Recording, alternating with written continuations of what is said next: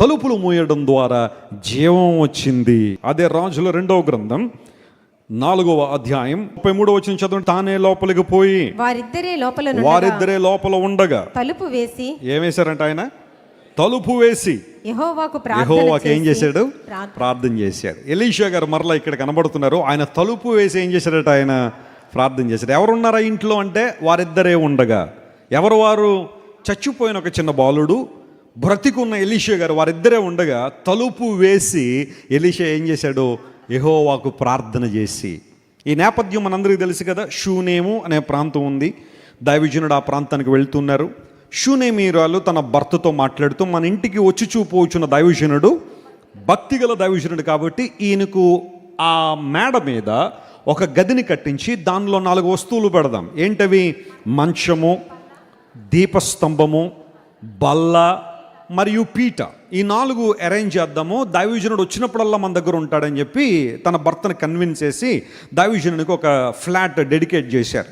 Elisha గారు ఆ ప్రాంతానికి వస్తున్న ప్రతిసారి ఆ ఇంట్లో బస చేస్తూ ఉండగా ఒకరోజు ఎలీషా గారికి ఆ కుటుంబంలో ఏ అవసరం ఉందో తెలుసుకోమని అనగానే ఆయన సేవకుడిన గెహజీ అన్నాడు, అయ్యా ఈమెకు పిల్లలు లేరండి, ఆయనేమో ముసలాయన, కుటుంబ యజమానేమో ముసలోడు, పిల్లలు లేరు, వీరికంటూ కొరత ఏమన్నా ఉంటే అదే ఉందండి అంటే దైవజనుడు ఆమెను కలుసుకుని అన్నాడు, మరలా మీదిటికి నీకు దేవుడు కుమారుని ఇస్తాడు అని చెప్పగానే ముందైతే ఆమె నమ్మలేదు. అయ్యా మీరు నిజమే చెప్తున్నారా? మాకేమన్నా పాసిబిలిటీ ఉందా? ఇక్కడ ఛాన్సే లేదు కదా. కానీ మీరు చెబుతున్న నిజమేనంటే దైవజనుడు జరుగుద్ది అనగానే దేవుడు దైవజనుడు మాట ప్రకారం ఆమెకు బిడ్డనిచ్చాడు. స్తోత్రం చెప్పండి, హల్లెలూయా. ఆ బిడ్డ కొంచెం పెరిగి పెద్ద అయిన తర్వాత వాళ్ళ డాడీ పొలంలో పని చేస్తున్నాడంట. చేస్తుంటే డాడీ నేను కూడా పొలానికి వస్తాను డాడీ అన్నాడు. సరే బాబు రా అని చెప్పి తీసుకెళ్ళాడు. తీసుకెళ్తే కొంచెం సేపు వాళ్ళ నాన్నతో తిరిగిన తర్వాత వాడికి తలకాయ నొప్పి రావడం మొదలుపెట్టింది. గట్టిగా అరుస్తున్నాడు, నాన్న తలపోయినే అని గట్టిగా అరుస్తున్నాడు. అంటే బహుశా వాడు ఏదో పెయిన్ ఉంది. ఆ తలపోయినే అని గట్టిగా కేకలు వేసేసరికి ఆ తండ్రి ఆ వ్యక్తిని పట్టించుకునే పరిస్థితుల్లో పడిపోయిన వ్యక్తి కాసేపటికి చనిపోయాడు. ఈ విషయం తల్లికి చెప్పగానే ఆ తల్లి ఏం చేసిందో తెలుసా? ఆ బిడ్డను తీసుకెళ్ళి ఎలీషా గారి గదిలో పడుకోబెట్టింది. ఏ దైవజనునికి అయితే మంచాన్ని సిద్ధపరిచిందో ఆ మంచం మీద ఆ బిడ్డను పడుకొని పెట్టి భర్త కబురు పెట్టింది, నేను దైవజనుని కలవడానికి వెళ్ళాలి, నాకు ఒక గాడిద గంతగడ్డి పంపించింది. దూరం నుండి దైవజనుడు ఎలీషా గారు చూశారు, గెహజీ వస్తుంది ఆమెనా? షూనేమీరాలనుకుంటా, ఇంత కంగారుగా వస్తుందంటే ఏదో ఇబ్బంది అయి ఉంటుంది, ఆ ఇబ్బంది ఏంటో కనుక్కో అని గెహాజీని పంపిస్తే ఆమె గెహాజీకి చెప్పడానికి ఇష్టపడలేదు. ఎలీషా గారి దగ్గరికి వచ్చి, అయ్యా నేను అడిగానా బిడ్డ కావాలని? నువ్వే కదా బిడ్డని ఇస్తాడని, దేవుడు ఇస్తాడని చెప్పి బిడ్డనిచ్చావు, ఇప్పుడు ఆ బిడ్డ చనిపోయాడు, what should I do?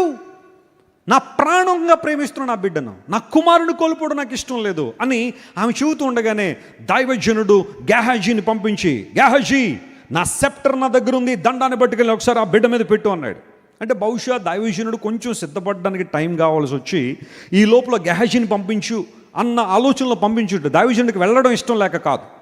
Gehazi వెళ్తున్నప్పుడు దైవజనుడు చెప్పాడు, మధ్యలో ఎవరైనా శుభవచనం పలికినా, ఎవరైనా good morning, good evening, good afternoon చెప్పినా నువ్వు చెప్పొద్దు, you need to run fast, నువ్వు త్వరగా వెళ్ళాలి, ఆ బిడ్డను బ్రతికించాలి అన్నప్పుడు గెహాజీ పరిగెత్తుకుని వెళ్ళాడు. వెళ్ళిన తర్వాత వచ్చాడు, ఎలీషా గారి గదిలో బిడ్డ ఉన్నాడు. ఎలీషా గారు దండాన్ని బిడ్డ మీద పెట్టాడు, పనేం అవ్వలేదు. ఈ లోపల ఎలీషా గారు వచ్చారు వెనకాల. రాగానే జరిగిన విషయం ఏంటో తెలుసా? ఆయన లోపలికి వెళ్ళి తలుపు ఏం చేశాడు చెప్పండి? ఆ పని గెహాజీ చేయలేదు. గెహాజీ చేసుంటే మరొకలాగా ఉండేది, అతను తలుపు మూసుంటే మరొకలా ఉండేది. కానీ అతడు తలుపు మూయకుండా గబగబ వెళ్ళి ఏదో చేయాలనుకున్నాడు. కానీ దైవజనునికి తెలుసు రహస్యం, తలుపు వేశాడు. వ్యర్థమైన ఆలోచనలకు, అవిశ్వాసానికి తలుపులు వేసేసాడు. ఇది జరగదని అనేక మంది బహుశా ఆ చుట్టుపక్కల వాళ్ళు ఏమన్నా అంటారేమో, తలుపు వేశాడు వాటిని. అపనమ్మికైన మాటలు తన చెవుల్లో పడడానికి వీల్లేదు, అవిశ్వాస మాటలు తన చెవుల్లో పడడానికి వీల్లేదు, మనుషుల అభిప్రాయాలు తన చెవుల్లో పడడానికి వీల్లేదు. It will be done by the power of God. ఇది జరుగుద్ది, ఎందుకంటే నా దేవుడు సామర్థ్యం కలిగిన వాడు. హల్లెలూయా. నా దేవుడు సృష్టికర్త కాబట్టి I would like to close the doors for all the opinions and impressions of the people.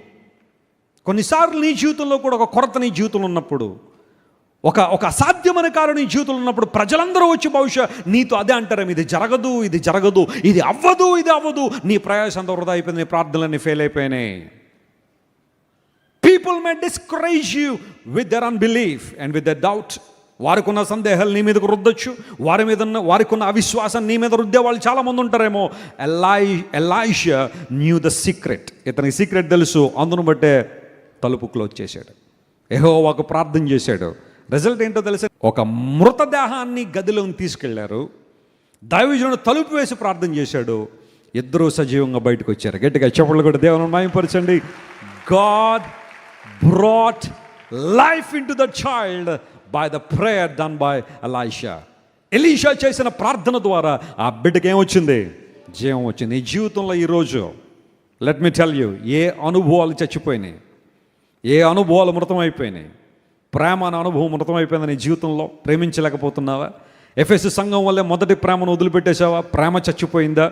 దేవుడు నీకు మళ్ళీ జీవం ఇవ్వగలడు. కారణం ఏంటో తెలుసా? ఆయన జీవాధిపతి. హల్లెలూయా. నీ దర్శనం మీద నీకున్న విశ్వాసం చచ్చిపోయిందా? నీకున్న పిలుపు మీద నీకున్న విశ్వాసం చనిపోయిందా? దేవుడు మరలా తిరిగి బ్రతికించడానికి ఆయన సామర్థ్యం కలిగిన వాడు. నువ్వు చేయాల్సిన పని ఏంటో తెలుసా?